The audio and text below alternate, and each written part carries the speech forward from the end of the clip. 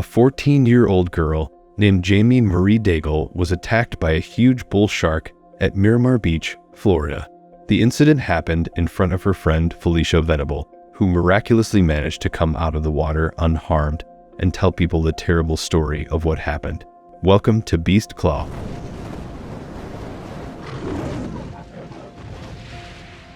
Jamie Marie Daigle was born on December 14, 1990, in Jefferson County, Louisiana, USA.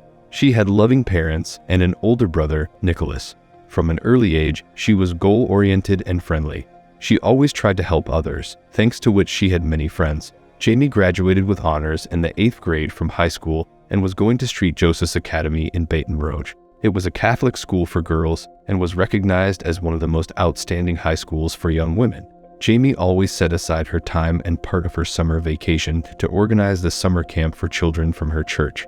Among her school's 700 students, the girl especially stood out. At her 8th grade graduation in 2005, she was one of the students who was repeatedly called up for awards. June 25, 2005. During summer break, 14-year-old Jamie Marie Daigle decides to take a vacation to the Gulf of Mexico, to Miramar Beach, Walton County, Florida. She invites several friends with her, including her best friend Felicia Venable, who was also 14 years old. For a long time, the girl was in anticipation of an unforgettable vacation. This time, her parents Ronnie and Wendy and older brother Nicholas are staying at home in Gonzales. Upon arrival, the boys head straight to one of Florida's most famous beaches, Miramar Beach. The beach is known for a wide range of water sports such as swimming, snorkeling, and paddleboarding. In addition, Miramar Beach is a popular place for fishing, both from the shore and from charter boats. All in all, it's a great place for a family beach vacation with lots of activities and amenities. They were all very happy to finally be able to go together for the vacation they have been planning for months. When they arrived in Florida, they immediately headed to Miramar Beach. They couldn't wait to relax and bask in the sun. They laid out their towels and umbrellas and were going to spend the rest of the day relaxing on the beach, swimming in the ocean, and playing beach games. They were grateful for the opportunity to spend time together and enjoy the beautiful Florida weather. The sea on the beach was calm that day. At the height of the summer tourist season, almost everything was filled with people. While enjoying a warm and carefree day of relaxation with friends, Jamie had no idea that very soon she would encounter a horror that would shock all of America. The girls had always wanted to try bodyboarding, so they decided to rent some boards and hit the water. They had a great time catching waves and enjoying the thrill of the ride. But as they rode, they didn't notice that they were getting farther and farther away from the shore. They were having so much fun that they didn't notice how they were out of sight of the lifeguards.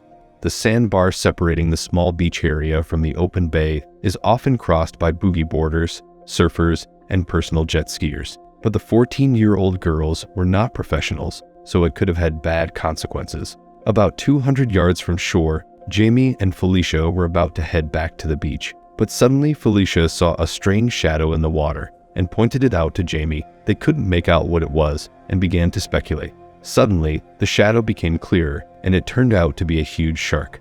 The shark was probably attracted by the movement of their planks and it quickly approached Jamie, attacking her. Its teeth clamped together, encircling the girl's leg completely. The bite inflicted serious injuries from hip to knee. Jamie tried to fight back, but the shark was much stronger and would not let go of her victim. The ferocious beast began dragging the girl into the water. Felicia was shocked by what was happening and immediately swam to shore as fast as she could. The girl could not fully comprehend what was happening. Just before her eyes, a huge shark had dragged her friend underwater, and she was completely powerless. At her cries for help ran a huge crowd of vacationers, who were also completely bewildered. When Chris White, who was on vacation at the same Florida Panhandle beach, also heard the pleas for help. He was a Carrollton native who had served as a volunteer firefighter and state health inspector. His physical training allowed him to pass almost any obstacle, so he didn't hesitate to jump into the water to help a 14-year-old girl, unaware that she was badly injured by a shark and that he would soon be swimming with the deadly beast. When he got close to Jamie, he found her lying face down in a bloody maelstrom. There was a shark swimming beside her, which was not averse to attacking anyone else. Another surfer named Tim Dickus also came to the girl's aid and put her on his board. At that point, Jamie was already completely unconscious and showing no signs of life. The men began to pull the girl as hard as they could to shore, but it didn't end there. By the vibrations of the water, Chris White realized that the shark was still close by. Moments later, the man saw that the beast was already swimming at his feet. Then the boys stopped swimming and lay down vertically in the water, with their legs overarm. They did this so as not to provoke the beast and not to look like prey. After a while, however, the shark still began to attempt an attack. Several times White was able to fight back the water, after which the beast became less active for a while. The shark continued to follow them on their heels as they returned to shore. Chris White and Tim Dickus had to use all their strength and skill to keep the shark at bay while they dragged the girl to safety. They rowed as fast as they could, trying to outrun the shark, but it was still watching them closely. The monster tried to attack them about 6 times, and when the usual splashes of water stopped helping, White punched the shark in the snout several times. Knowing this was a very effective method of dealing with an aquatic predator that swam too close to his potential prey. And it worked, as White and Dickus managed to pull the girl to shore. A group of campers rushed to the rescue, but by that moment, Jamie was dead, and the paramedics' attempts to revive her were fruitless. Since the incident on Saturday 25th, June 2005, the beach, which is about 20 miles long, has been closed to swimming, and there are double red flags warning people to stay out of the sea. As early as Sunday, however, the beaches were reopened with double the staff of Sheriff's Beach Patrol officers. A makeshift memorial of painted sand dollars, boogie board, and magnolia plants was erected on the beach where Jamie was brought ashore. The pain felt by those who knew Jamie Daigle was unbearable. There were many tears at the funeral, and comfort was sought where the Daigle family had spent much time, and where Jamie herself had graduated 8th grade just 2 weeks earlier at St. Teresa of Avila Church in Gonzales. Hundreds of mourners gathered at the church to honor the girl, who they say was genuine, kind, and had an infectious smile that, according to Gonzales Police Chief Bill Landry, has spread throughout the county. He claims her story touched people of all ages.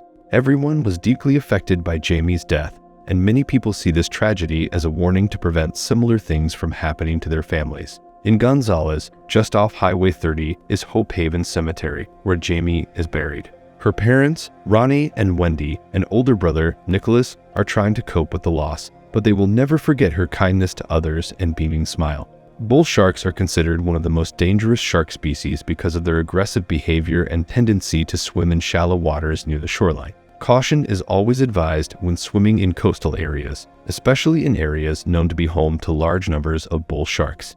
People should be aware of the risks and avoid swimming in areas where bull sharks have been seen or where their populations are known. The frequency of shark attacks in Florida varies from year to year, but overall the state has seen more shark attacks than other U.S. states. According to the International Shark Attack File, Florida consistently ranks first among U.S. states in the number of shark attacks, with most attacks occurring on the Atlantic coast.